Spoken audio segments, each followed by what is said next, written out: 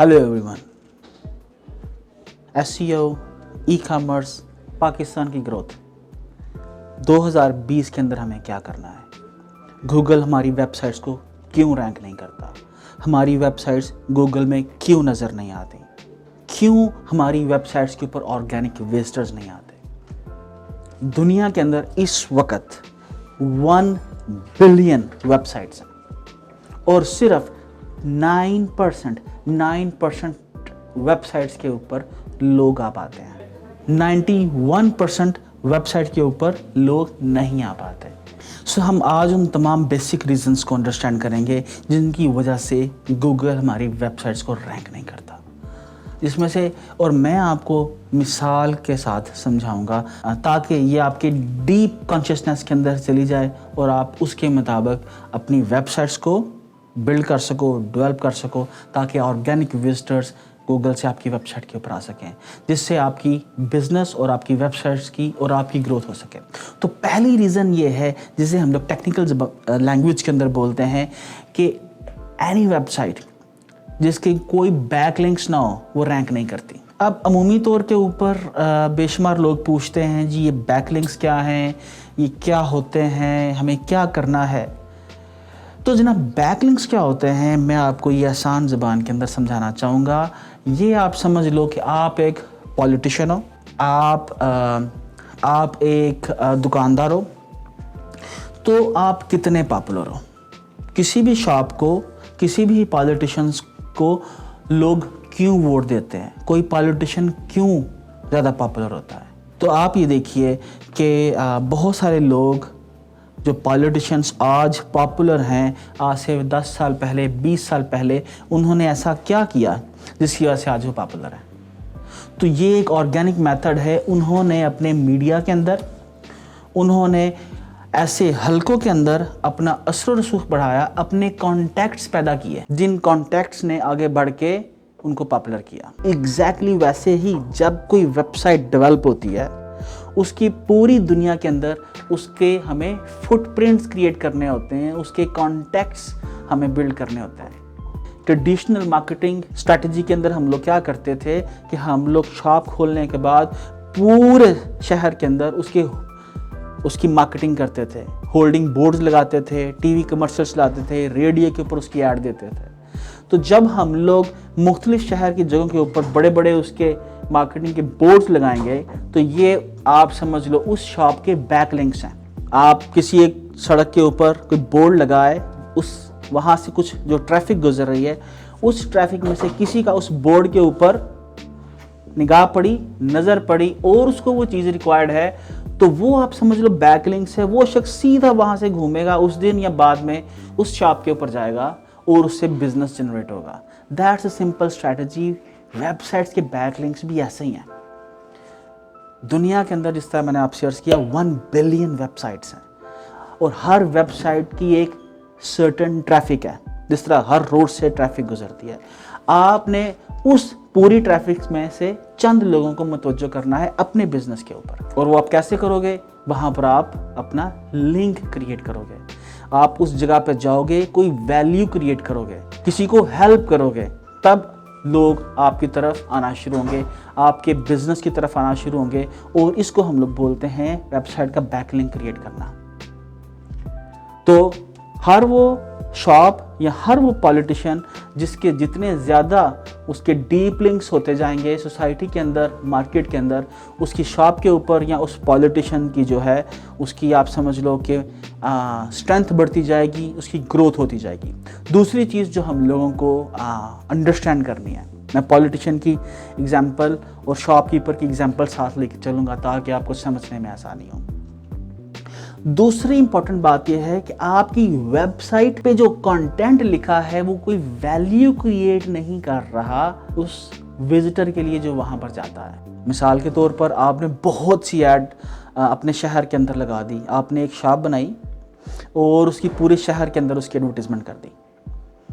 Advertisement करने के बाद कोई शख्स आपकी शॉप के ऊपर आता है और आपने, अगर कपड़ों की शॉप है या जूतियों की शॉप है, आपने बड़ा सा एक ढेर लगाया हुआ है और आप ग्राहक को बोलते जाओ भाई यहाँ से जाके कोई जूती सिलेक्ट कर लो, कोई सूट सिलेक्ट कर लो। चीज़ों की तरतीब नहीं है, ऑर्गेनाइज्ड नहीं है इंफॉर्मेशन, या वहाँ पर इंफॉर्मेशन सिरे से मौजूद ही नहीं है। तो इसी तरह से बहुत सारी कंपनीज अपनी वेबसाइट बिल्ड करती हैं, अपनी प्रोडक्ट्स लगाती हैं, अपनी सर्विसेज मेंशन करती हैं, लेकिन वो जो पेज है, प्रोडक्ट पेज या सर्विस पेज, अपने विजिटर के लिए, आने वाले के लिए कोई वैल्यू क्रिएट नहीं कर पा रहा होता। तो आपको जो भी अपनी वेबसाइट के ऊपर जो भी प्रोडक्ट लगानी है, आपको ये अपने विजिटर के लिए उसके अंदर वैल्यू क्रिएट करनी है कि वो शख्स क्यों आके आपको पैसे दे के चला जाए। तो ये इसी तरह से हम पॉलिटिशियंस की बात करते हैं। अगर किसी भी पॉलिटिशियन के पास कोई स्ट्रॉन्ग कंटेंट नहीं है, कोई ऐसी पॉलिसी नहीं है जिस पॉलिसी को आपको बता के वो आपको कन्विंस कर सके कि किस तरीके से वो उस इलाके या उस मुल्क की किस्मत बदल सकता है, तो बहुत जल्द लोग उससे उकता जाएंगे। बहुत अरसा आप सिर्फ मार्केटिंग से अपना ब्रांड बिल्ड नहीं कर सकते, आपको वैल्यू डिलीवर करनी पड़ती है। तो इसी तरीके से हम लोगों को अपनी प्रोडक्ट्स, अपनी सर्विसेज जो अपनी वेबसाइट के ऊपर हम लोग लिस्ट करते हैं, हमें वहाँ पर जो कंटेंट लिखना है उस पे आने वाले बंदे के लिए, विजिटर्स के लिए, उसके अंदर वैल्यू क्रिएट करनी है। वैल्यू क्रिएट करने के लिए तीसरी इंपॉर्टेंट चीज़ है इमेजेस, फोटोज़। सियालकोट के बहुत सारे, लाहौर के, मैं जिन लोगों को जानता हूँ, इस्लामाबाद में बहुत सारे लोग ई कॉमर्स में काम करते हैं, अमेज़ॉन के ऊपर भी लिस्टिंग करते हैं। अमेज़ॉन तो शायद अभी आपको या ईबे, शायद आप वहाँ पर कॉपीड इमेजेस लगा सकते हो। अमेज़ॉन इसके ऊपर काफ़ी स्ट्रिक्ट पॉलिसी रखता है। लेकिन आप कोई चीज़ बेचना चाहते हो और आपके पास वो मौजूद ही नहीं है, तो किसी भी विजिटर के लिए कैसा लगेगा? एक शॉपकीपर है, उसकी आप किसी शहर के किसी अच्छे जगह के ऊपर उसने शॉप ले ली, पूरे शहर के अंदर उसने मार्केटिंग की, लोग उसकी शॉप पे जाना शुरू हुए।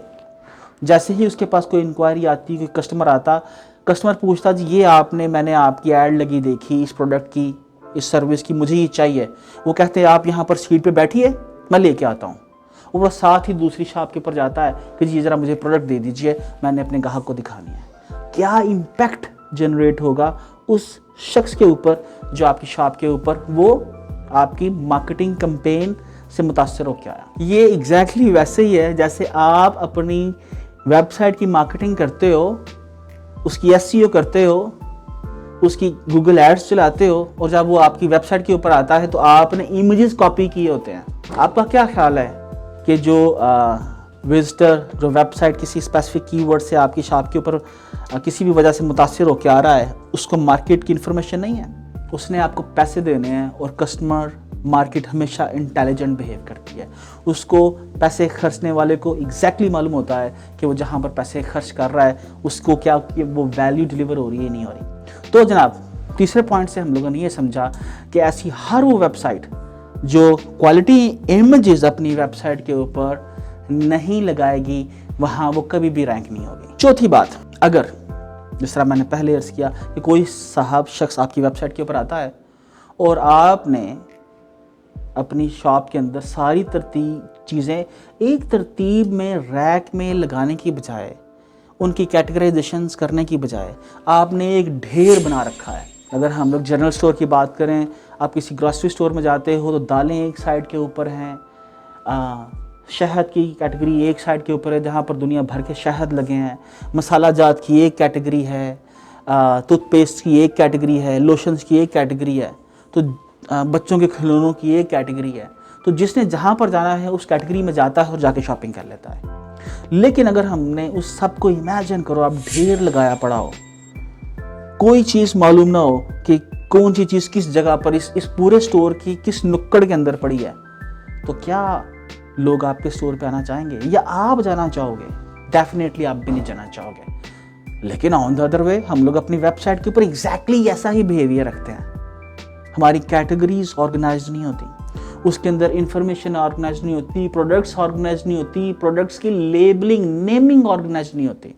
और द मोर इम्पॉर्टेंट, अगर कोई शख्स ये सारे काम कर भी ले तो उस प्रोडक्ट पे के ऊपर उसने उसकी टैगिंग नहीं की होती। आप किसी स्टोर पे जाते हो, माना कैटेगरीज बनी हुई हैं, यहाँ पर दालें लगी हैं, यहाँ पर आप समझ लीजिए कि शहद की सारी कैटेगरी लगी है, एक साइड के ऊपर आप समझ लो कि खिलौनों की कैटेगरी लगी है, लेकिन किसी प्रोडक्ट के ऊपर उसकी प्राइस नहीं लिखी, तो क्या आपको इरिटेशन होगी? ऑब्वियसली आपको उसकी इरिटेशन होगी। आप उसका नाम नहीं लिखा कि इस प्रोडक्ट का नाम क्या है।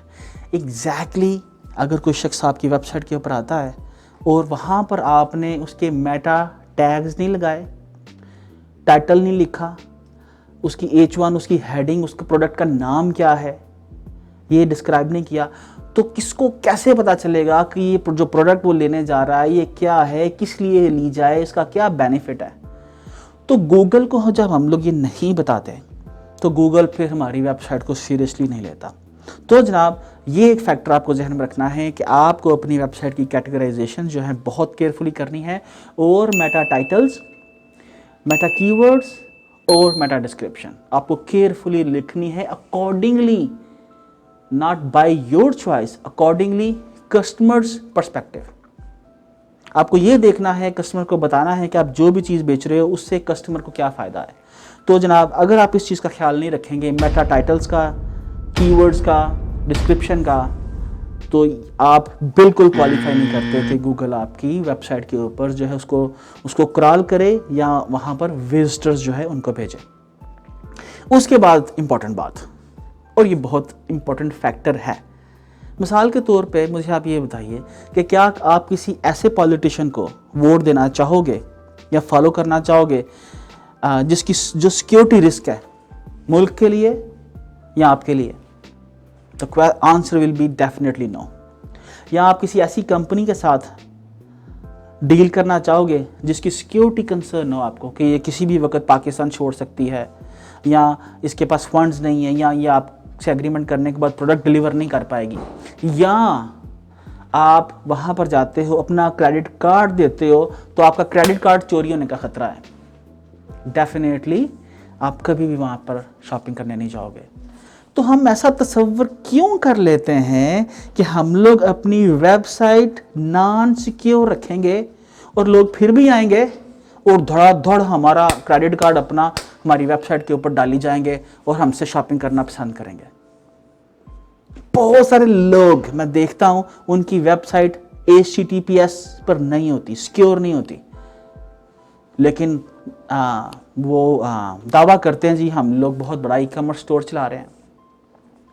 तो जनाब एक वक्त था जब गूगल HTTPS को सीरियसली कंसिडर नहीं करता था, लेकिन अभी गूगल ऐसी तमाम वेबसाइट्स जिनके ऊपर HTTPS इंस्टॉल्ड नहीं है क्लाइंट को, और वो शॉपिंग वेबसाइट्स हैं, क्लाइंट को इंटीमेट करता है कि this website is not secure, क्योंकि गूगल इस चीज को कंफर्म करना चाहता है, इसकी इंश्योरिटी चाहता है कि व्हेन समबडी लाइक कोई शख्स गूगल से किसी वेबसाइट के ऊपर जा रहा है और उस वेबसाइट से कस्टमर का जो सर्वर है वहां तक का कनेक्शन अगर सिक्योर नहीं है, अगर कस्टमर किसी वेबसाइट के ऊपर जाके अपना क्रेडिट कार्ड डालता है और उस वेबसाइट से उसका क्रेडिट कार्ड हैक हो जाता है, तो ये चीज़ गूगल की क्रेडिबिलिटी के ऊपर एक क्वेश्चन है। तो ऐसी तमाम वेबसाइट्स को गूगल जो है डीक्रॉल कर देता है, अपनी उसकी इंडेक्सिंग ख़त्म कर देता है, अपनी सर्च रिजल्ट से उसको निकाल देता है और ऐसी वेबसाइट्स को रैंक नहीं करता। उसके बाद आपको ये देखना है कि एक वेबसाइट जो है उसके इनफ इनबाउंड लिंक नहीं है। अब आप ये सोच सकते हो कि इनबाउंड लिंक्स क्या होंगे। हम पॉलिटिशियन की मिसाल पे आ जाते हैं, हम लोग अगेन शॉपकीपर की मिसाल के ऊपर आ जाते हैं। अगर कोई पॉलिटिशियन जो है उसकी अपनी ही पार्टी के अंदर उसके तमाम पार्टी मेंबर्स से रिलेशंस अच्छे नहीं हैं, तो क्या वो एक स्ट्रॉन्ग पॉलिटिशियन होगा? क्या उसका इन्फ्लुएंस होगा? क्या लोग उसको वोट करना चाहेंगे? क्या वो कामयाब हो सकता है? Same as with the shopkeeper, with the दुकानदार। अगर एक दुकानदार जो सा है उसके होलसेलर से रिलेशन अच्छे नहीं है, या उसकी आपस के अंदर इवन उस शॉप में काम करने वाले स्टाफ के साथ रिलेशन अच्छे नहीं है, तो क्या वो अपनी प्रोडक्ट्स बेच सकेगा? डेफिनेटली नहीं। बेशक मालिक सर पे बैठा है, ग्राहक का कौन डील कर रहा है? आपका सेल्स एजेंट। तो हमें क्या करना है, अब हम आ जाते हैं वेबसाइट के ऊपर। वेबसाइट का जो हमें इंटरनल स्ट्रक्चर क्रिएट कर रहा है, हमें इंटरनल स्ट्रक्चर उस कीवर्ड स्ट्रेटजी के ऊपर बिल्ड करना है जो हम लोग डिटेल में डिस्कस कर चुके हैं खुल जा सिम के अंदर। तो आपको क्या करना है कि उन तमाम प्राइमरी कीवर्ड्स को कंसिडर करते हुए अपनी इनबाउंड लिंक स्ट्रेटजी बिल्ड करनी है। गूगल वेरी क्लियरली इस चीज़ को मॉनिटर करता है कि आपकी इनबाउंड लिंक स्ट्रेटजी क्या है। अगर आप गूगल कंसोल के अंदर जाओ तो वहाँ पर इंटरनल लिंक्स की एक बाकायदा पूरा सेक्शन है, जिसके अंदर आपको गूगल बताता है कि किन प्राइमरी कीवर्ड्स के साथ आपकी वेबसाइट इंटरनली कनेक्टेड है। उसकी बेसिस के ऊपर अगर कोई शख्स कहीं पर कोई क्यूरी करता है और गूगल कंसिडर करता है कि yes your website is the answer, तो आपकी वेबसाइट उस कीवर्ड के साथ वहाँ पर रैंक करती है। सो आपको वेरी केयरफुली वेबसाइट का इंटरनल स्ट्रक्चर जो है उसको डिज़ाइन करना है। उसके बाद जो इम्पोर्टेंट चीज़ है वो है ब्रोकन लिंक्स। हम लोग टेक्निकल लैंग्वेज के अंदर इसको ब्रोकन लिंक्स बोलते हैं। ब्रोकन लिंक्स से मुराद ये है, अगेन मैं शॉपकीपर के ऊपर आता हूँ। आप शॉप के ऊपर गए, आपने वहाँ से पूछा जी मुझे शहद लेना है या मुझे बच्चों के खिलौने लेने हैं, तो जो फ्रंट डेस्क के ऊपर बैठा है साहब उसने कहा जी आप स्टोर के इस हिस्से में चले जाओ। जैसे ही आप घूम फिर के चलते हुए 2 मिनट लगा के स्टोर के उस जगह पर पहुंचे जहां पर वो डिपार्टमेंट था, तो पता चला वहां पर डिपार्टमेंट होता था लेकिन अब नहीं है। आपको क्या फीलिंग आएगी? दिल करेगा ना कोई चीज उठाओ और वो जो रिसेप्शन में बैठा हुआ जूती पकड़ के 2-4 उसके सर के ऊपर दे मारो। एग्जैक्टली जब कोई कस्टमर आपकी वेबसाइट के ऊपर आता है उसका भी दिल करता है कि जब उसको 404 मिलता है, ब्रोकन लिंक मिलता है, उसका दिल करता है कि एग्जैक्टली वो जूती उतारे और हमारे सर पे दे मारे। तो आपको अगर आपकी वेबसाइट के ऊपर आपने कोई ऐसा पेज क्रिएट किया, कोई ऐसा कंटेंट क्रिएट किया जो कभी एग्जिस्ट करता था और अब एग्जिस्ट नहीं करता, तो आपको उस लिंक को वहाँ पर रहने नहीं देना।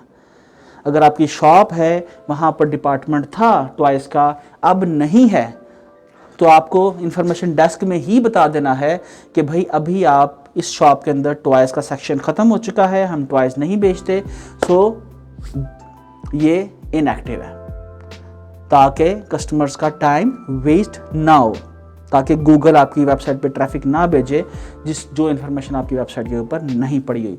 तो गूगल इसको इस तरह लेता है कि जो भी वेबसाइट है उसके जितने ज़्यादा ब्रोकन लिंक्स होंगे, ये चीज़ गूगल को क्लियर सिग्नल है कि website data is not organised. If you are not considering your business seriously, why Google should rank you. तो गूगल कभी भी आपकी वेबसाइट को जो है वो रैंक नहीं करेगा। उसके बाद जो मोस्ट इंपॉर्टेंट फैक्टर है वो है सोशल प्रेजेंस। अगर कोई भी पॉलिटिशियन है आज की दुनिया के अंदर, अगर उसकी सोशल प्रेजेंस नहीं है, तो किस तरीके से वो अपनी पोजीशन को, अपने इमेज को हर्ट कर रहा है। आज सोशल मीडिया हमें इतनी पावर देता है कि आप सब लोग समझते हो उस पावर को। इसी तरीके से आपकी शॉप है, अगर आप कोई भी बिज़नेस करते हो और उसकी प्रेजेंस सोशल मीडिया पे नहीं है, मींस कि आप अपने बिज़नेस के बारे में इफ़ेक्टिवली स्ट्रैटेजी इंप्लीमेंट नहीं कर रहे हो। आपको आज की दुनिया के अंदर रहते हुए इस चीज़ को कंसिडर करते हुए कि रसूल खुदा ने फरमाया कि मोमिन का हाथ वक़्त की नब्ज़ के ऊपर होता है। तो हमें आज क्या देखना है?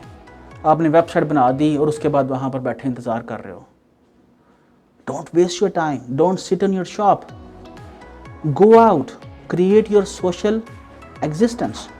मिसाल के तौर पे आप अगर आपकी स्पोर्ट्स की शॉप है, तो आपको सोशल एग्जिस्टेंस क्रिएट करने के लिए क्या करना है? भाई आप सियालकोट के अंदर, लाहौर के अंदर या कहीं पर जहाँ पर भी आपकी एग्जिस्टेंस है, वहाँ पर स्पोर्ट्स इवेंट करवाना शुरू कर दो। आप फुटबॉल बेचते हो तो फुटबॉल का कंपटीशन करवाना शुरू कर दो। तो क्या होगा? आपकी एक सोशल एग्जिस्टेंस होना शुरू हो जाएगी। आप स्कूलों में जाके स्पोर्ट्स कंपटीशन करवाना शुरू कर दो। तो सोशल कंट्रीब्यूट करना ज़रूरी है। इसी तरीके से हम लोग वेबसाइट के ऊपर आते हैं। तो आपकी सोशल कंट्रीब्यूशन जो है, सोशल प्रेजेंस होना ज़रूरी है कि आपकी जो वेबसाइट है, आपका जो बिज़नेस है, उसकी सोशल प्रेजेंस क्या है। पहली तो मौजूदगी की सोशल प्रेजेंस होना और उसके बाद आपकी सोशल रिस्पॉन्सिबिलिटी, जिससे आपकी प्रेजेंस जो है वो मार्केटिंग के अंदर एक आपका अच्छा नाम बिल्ड हो। तो बहरहाल हम लोग यहीं पर रहते हैं। इसको मज़ीद डिटेल में हम कभी डिस्कस करेंगे कि आपको अपनी सोशल प्रेजेंस क्रिएट करनी है। ये क्लियर सिग्नल है कि आप सोशली एक्टिव हो, और गूगल को आपको सीरियसली लेना चाहिए। जो भी आज के दिन के अंदर आपको सोशल मीडिया प्लेटफॉर्म अवेलेबल है, considering Facebook, Instagram, Pinterest, LinkedIn, इसके अलावा बहुत सारे दूसरे, आपको सभी पे जाइए, अपनी एग्जिस्टेंस क्रिएट कीजिए, अपनी प्रोडक्ट्स लगाइए वहाँ पर, अपनी प्रोडक्ट्स की वीडियोस लगाइए, अपनी स्टोरी बताइए, ताकि सोशल सिग्नल जाए, अपना सोशल कंट्रीब्यूशन बताइए, ताकि लोग सोशली रिकग्नाइज करें, आपको रिकग्निशन मिले। तो जिससे गूगल क्लियर सिग्नल लेगा आपकी कंपनी की स्ट्रेंथ के बारे में, और आप दुनिया की आपकी वेबसाइट उन वेबसाइट्स में आ जाएगी, उन 9% में चली जाएगी, उन 91% से जिसको गूगल रैंक करना चाहेगा, जिस पे गूगल ट्रैफिक डालना चाहेगा। उसके बाद जनाब 2020 के अंदर अगर हम लोग इस एक बहुत इम्पॉर्टेंट फैक्टर को कंसिडर ना करें, तो वो है जनाब आपकी वेबसाइट का मोबाइल ऑप्टिमाइज्ड होना। क्या आपकी वेबसाइट जो है फ़ोन के ऊपर खुलती है? ठीक है, इसकी मिसाल हम लोग ऐसे ही लेंगे। आज की दुनिया के अंदर अगर कोई शॉपकीपर है, ठीक है, तो वो किस तरीके से आज की दुनिया के अंदर अपना बिजनेस मैनेज करना चाह रहा है? क्या आज सिर्फ अपनी फिजिकल एग्जिस्टेंस रख के आप अपनी प्रोडक्ट्स पूरी दुनिया में बेच सकते हो? नो, आपको देखना है कि ये जो फ़ोन है आपको क्या पावर देता है, और इसको किस तरीके से इस्तेमाल करके आपने हर शख्स के सामने अपनी ऐड चलानी है। ये आपको बिजनेस भी देगा, आपको रिकग्निशन भी देगा, आपको विजिटर्स भी देगा। इसी तरीके से आपकी वेबसाइट है। 2020 के अंदर 70% विजिटर्स मेरी वेबसाइट के ऊपर कहाँ से थे? फ़ोन से। So you need to invest heavily to make your website like responsive and mobile optimised, phone optimised, ताकि लोग जब आपकी वेबसाइट अपने फ़ोन से खोलें तो आपकी वेबसाइट एक ऑर्गेनाइज्ड वे के अंदर एग्जैक्टली एक बेहतर तरीके से स्पीड के साथ उनके फ़ोन के ऊपर खुले, ताकि लोग वहाँ से आपकी प्रोडक्ट्स को, सर्विसेज को देख के ऑर्डर प्लेस कर सकें। और जनाब आखिरी बात यह है कि गूगल जब आपकी वेबसाइट को एक दफ़ा क्रॉल करता है और आपकी वेबसाइट के ऊपर कोई वैल्यू नहीं देख पाता, तो उसके बाद फिर गूगल आपकी वेबसाइट को बहुत ज़्यादा सीरियसली नहीं लेता। तो अगर हम लोगों को लगता है कि हमने अपनी वेबसाइट के अंदर ये सारी चीज़ें जो मैंने डिस्कस की, ये सारी डाल चुके हैं, या इनमें से किसी एक चीज़ के ऊपर भी हमने कुछ काम किया है, तो हमें गूगल को जाके बताना है कि Google uncle, Google console, we have updated our website. वहाँ पर जाइए, जाके साइट मैप सबमिट कीजिए, और साइट मैप सबमिट करने के बाद गूगल को इंडिकेट कीजिए, अपनी वेबसाइट को रीक्रॉल कीजिए। Request Google to recrawl your website. तो जब आप ये रिक्वेस्ट करोगे गूगल को, तो गूगल उसके बाद आपकी वेबसाइट के ऊपर आएगा, और अगर आपने वाकतन ही कोई वैल्यू ऐड की होगी तो आपकी बारे में, आपकी वेबसाइट के बारे में वो डेटा दोबारा से बिल्ड करेगा। आप जिन कीवर्ड्स के ऊपर फोकस किया होगा, उन कीवर्ड्स के ऊपर आपकी ranking considering rest of the world competition देखेगा कि आपको कहाँ पर प्लेस करना है। तो आपकी वेबसाइट उन कीवर्ड्स के साथ रैंक करना शुरू हो जाएगी और ट्रैफिक आना शुरू हो जाएगी। लेकिन अगर आप ये नहीं करते हो तो गूगल को कोई फ़र्क नहीं पड़ेगा। जिस तरह सियालकोट में लाखों लोगों की वेबसाइट्स हैं, लेकिन उनकी हैसियत एक कैटलॉग से ज़्यादा की नहीं है। उनकी हैसियत एक ऐसी वेबसाइट या ऐसी दुकान से ज़्यादा की नहीं है जो दुकान किसी तहखाने के अंदर बनी है और उस तहखाने में जाने का कोई रास्ता नहीं है। तो हज़रत, अपनी दुकानें, अपने बिजनेसेस तहखानों से निकालिए। आज दुनिया फ़ोन पे और कंप्यूटर पे आ चुकी है। हमारे टारगेट्स 7.6 बिलियन दुनिया के यूज़र्स हैं। हमें अपनी प्रोडक्ट्स, अपनी सर्विसेज पूरी दुनिया के लिए एक्सेसिबल करनी है, और उन तमाम तहखाने में जाने का कोई रास्ता नहीं है। तो हज़रत, अपनी दुकानें, अपने बिजनेसेस तहखानों से निकालिए। आज दुनिया फ़ोन पे और कंप्यूटर पे आ चुकी है। हमारे टारगेट्स 7.6 बिलियन दुनिया के यूज़र्स हैं। हमें अपनी प्रोडक्ट्स, अपनी सर्विसेज पूरी दुनिया के लिए एक्सेसिबल करनी है, और उन तमाम स्टैंडर्ड्स को डिस्कस करना है। आज ही आप अहद कर लो, इन तमाम स्टैंडर्ड्स को अपनी वेबसाइट के ऊपर इम्प्लीमेंट करो। एक साल के अंदर आप देखिएगा कि कितने विजिटर्स आपकी वेबसाइट के ऊपर ज़्यादा आएंगे, और आपका बिज़नेस जो है, जो आपकी जो शॉप है, जो आपने किसी तहखाने में बना के दरवाज़ा बंद कर दिया, इसका दरवाज़ा खोलिए। ये वाहिद रास्ता है जिसके ऊपर बिल्कुल थोड़ी सी इन्वेस्टमेंट करने के बाद आप पूरी दुनिया से विजिटर्स ले सकते हो, बिज़नेस ले सकते हो, और अपनी कंपनी, अपने शहर और अपने मुल्क की ग्रोथ का बायस बन सकते हो। तो आइए मिलके हम लोग बनाते हैं नया पाकिस्तान, और हमें मिलके बनाना है नया Pakistan. Thank you so much. Pakistan जिंदाबाद, बा इंदाबाद।